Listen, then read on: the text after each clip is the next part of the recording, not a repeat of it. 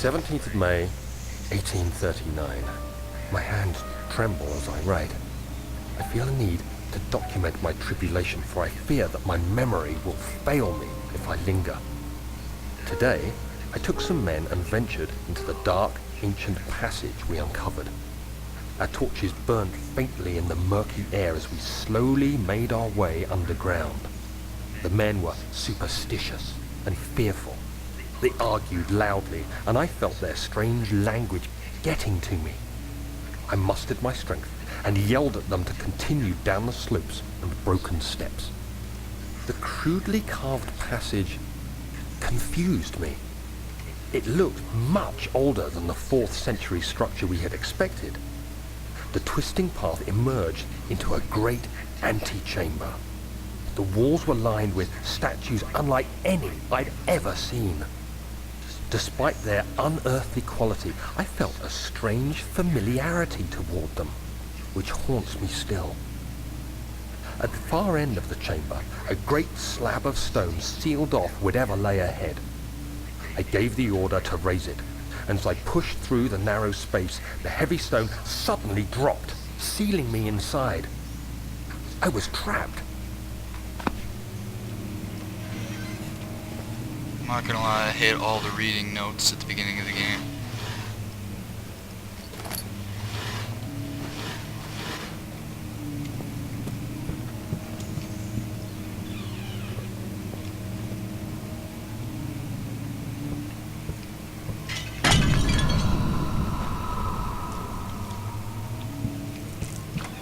Damn base.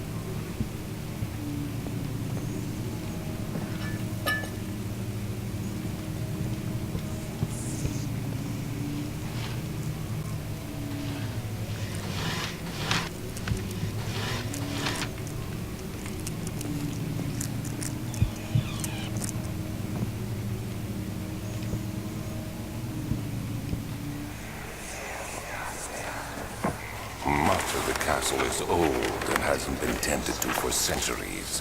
When the shadow arrives, it won't take long until things start falling apart. We're just buying time anyway. Let's do what we can. There isn't much to be done about the walls.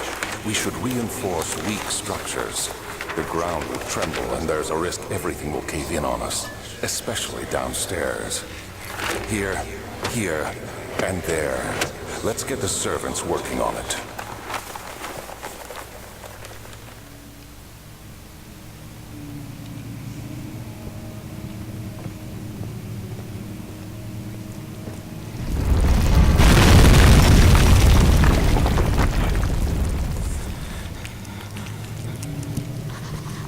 I completely forgot about that. That one got me a little bit.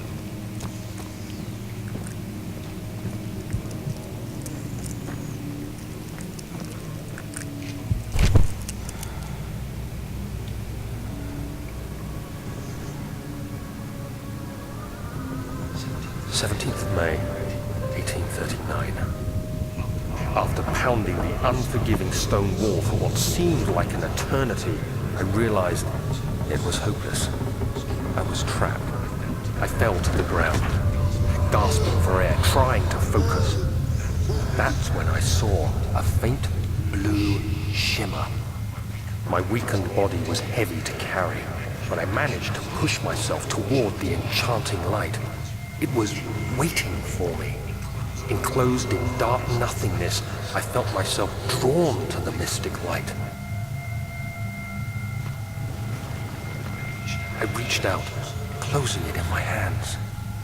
The faint glow escaped my fingers and began to spark brightly and spirit me away, unlocking alien memories of spiraling towers, endless deserts, and impossible geometry.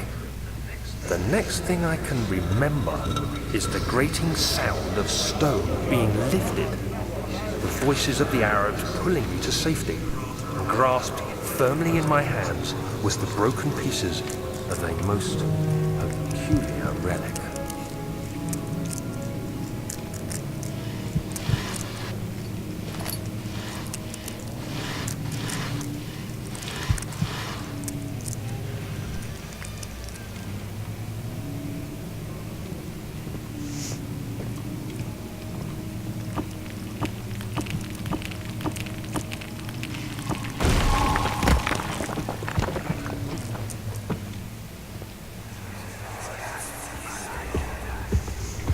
You have to be swift when you activate the first one. You hear that? If it stops, you'll have to start over. Isn't all this a bit excessive? You can never be too careful, Daniel.